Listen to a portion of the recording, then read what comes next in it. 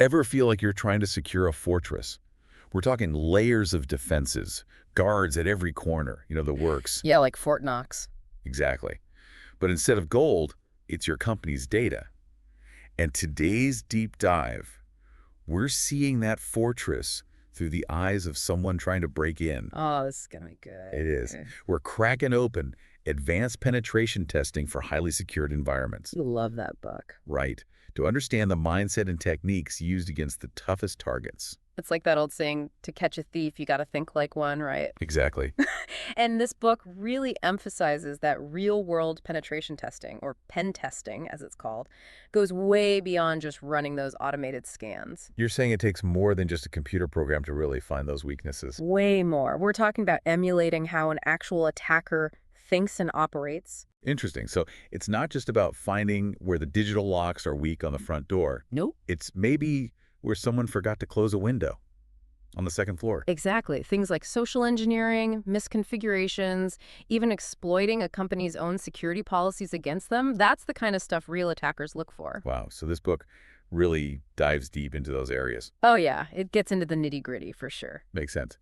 But before our ethical hacker even thinks about picking those metaphorical locks, I'm guessing there's some serious groundwork. Right. Absolutely. Legalities, scoping, all that. We can't just unleash chaos on a company's systems. No way. There have to be very clear boundaries. The book calls this the rules of engagement document. Okay, so this is like a contract. Basically, it's legally binding, outlines everything the pentest will and won't cover. Oh, so this is like making sure everyone's on the same page about what's fair game and what's totally off limits. What happens if someone, goes rogue? It can get messy. The book actually mentioned an example where a pen tester got caught with a big ol' Wi-Fi antenna in a company parking lot.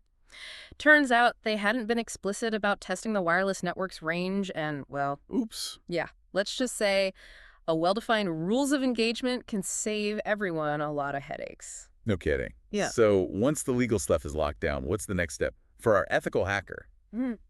do they, have a whole toolbox of gadgets like James Bond? You'd be surprised. While there are some incredibly specialized tools, a good pen tester needs to be adaptable. Okay, so thinking on their feet. You got it.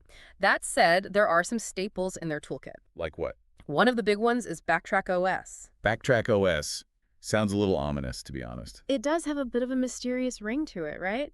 Think of it like this. Imagine a Swiss Army knife. Okay, I've got that picture in my head. But instead of blades and screwdrivers, it's packed with every cybersecurity tool imaginable. Scanners, sniffers, exploit frameworks.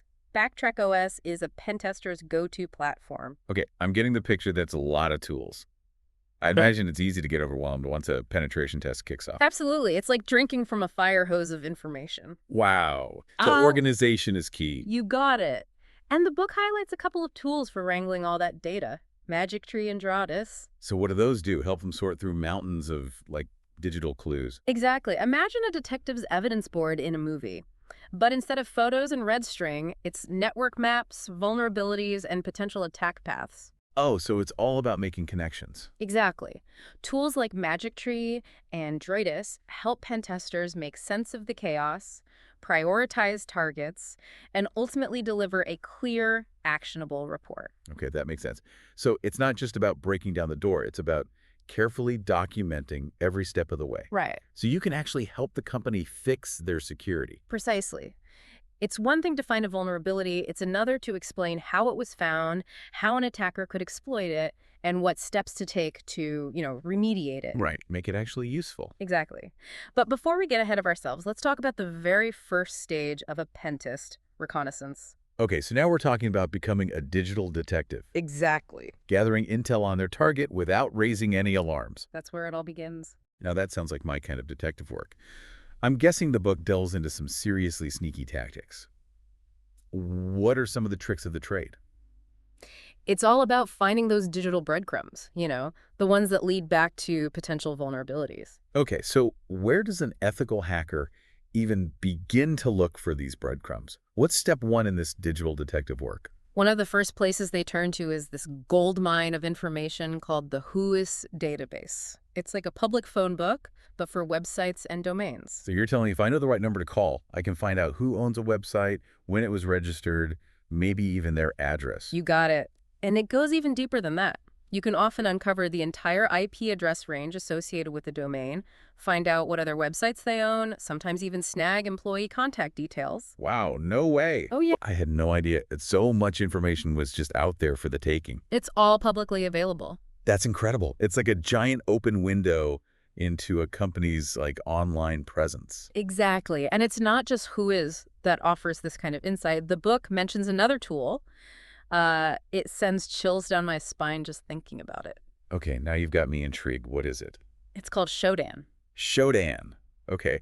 I've heard of this, but honestly, it always sounded kind of ominous to me. It does, doesn't it? Imagine Google, right? Okay, yeah. But instead of indexing websites, it indexes devices. Devices. Like what kind of devices? Anything connected to the internet. We're talking webcams, routers, industrial control systems, even traffic lights. Shodan can find them all. Hold on. So you're saying someone could potentially use this to find, unsecured devices, like a webcam or a server, and just hijack it. It's a very real threat, and one that often gets overlooked. People don't realize how much of their digital lives are exposed. That's a sobering thought. It's like leaving your front door wide open and then being surprised when someone walks in. Yeah. But let's talk about a tool we're all familiar with, Google. I mean, it's not exactly a hacker's secret weapon, is it? You'd be surprised. In the right hands, even Google can be a powerful reconnaissance tool. Really? Yeah.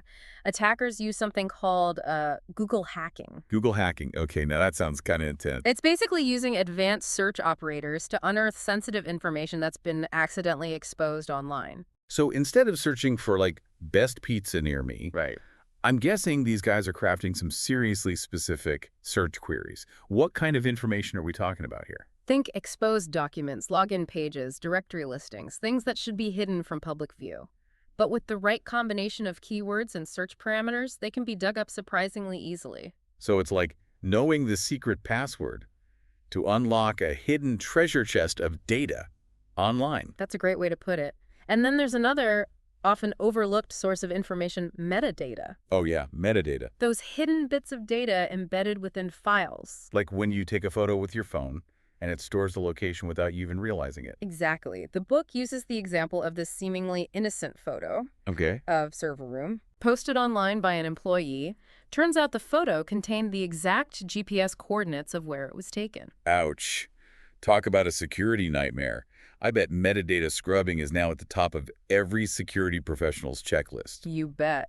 So we've got Whosis, Shodan, Google hacking, metadata. These are just a few of the tools and techniques ethical hackers use during the recon phase. To build that profile. Right. It's amazing what you can uncover without even attempting to breach their systems. It's like they're putting together a puzzle, and all the pieces are scattered out in the open if you know where to look. But once they've gathered all this intel, what happens next? That's when the real fun begins. All right, so we've spent the last little while talking about how ethical hackers gather information like digital detectives. But now comes the action movie moment, right? But break it. Exactly. Breaking into the system. What are some of the tools and techniques they use to actually exploit vulnerabilities? Well, it's not all Hollywood hacking montages, you know. Right. Although I have to admit, some of the tools are pretty cool. One the book mentions is Keyoptrix. Keyoptrix. Okay, that sounds a bit like a new sci-fi movie. Right. It's actually a vulnerable virtual machine. Okay, so what does that mean? Think of it like a digital playground for pen testers Okay, to practice their hacking skills in a safe environment. I see. So there's no risk of actually crashing a real system. Exactly. They can learn the ropes without, causing any real damage. That makes sense. So it's kind of like a flight simulator, but for cyber attacks. Exactly. Keyoptrix is full of vulnerabilities that mirror real-world systems. Gives pen testers a chance to test different attack methods, see what works. That's a pretty cool training tool. It's essential. Yeah, I bet. But I'm guessing sometimes you can't rely on simulations alone. What happens when they need to get their hands dirty in the real, digital world? Well, that's where things get really interesting. Sometimes you have to manually probe for weaknesses. Oh, so it's a lot more hands-on. It's meticulous work, but incredibly rewarding when you discover a vulnerability. And there's this massive online database called ExploitDB that can be a huge help. ExploitDB. Is that like a cookbook for hackers? In a way, yes. It's a collection of proof-of-concept code for known vulnerabilities. Oh, wow. It's a goldmine, really, for both ethical hackers and, unfortunately, malicious actors, too. So it's kind of a double-edged sword. Exactly. Valuable resource for both sides of that cybersecurity fence. Absolutely. Ethical hackers can use it to, learn how exploits work, develop countermeasures. But then malicious actors could use it to find and exploit those same vulnerabilities. Right. So it really highlights how important it is to stay up to date on security patches. Couldn't agree more. Knowledge is power, right? Right? Speaking of which, the book spends a lot of time on passwords. I'm guessing password 123 isn't going to cut it these days. You'd be surprised how often it still does. Really? Oh, yeah. But you're right, attackers have sophisticated tools for cracking passwords. One is THC Hydra. THC Hydra. Never heard of it. It can try thousands of passwords per second using brute force. Thousands per second. Yeah, So even with a relatively strong password, those tools could eventually crack it. given enough time, yeah.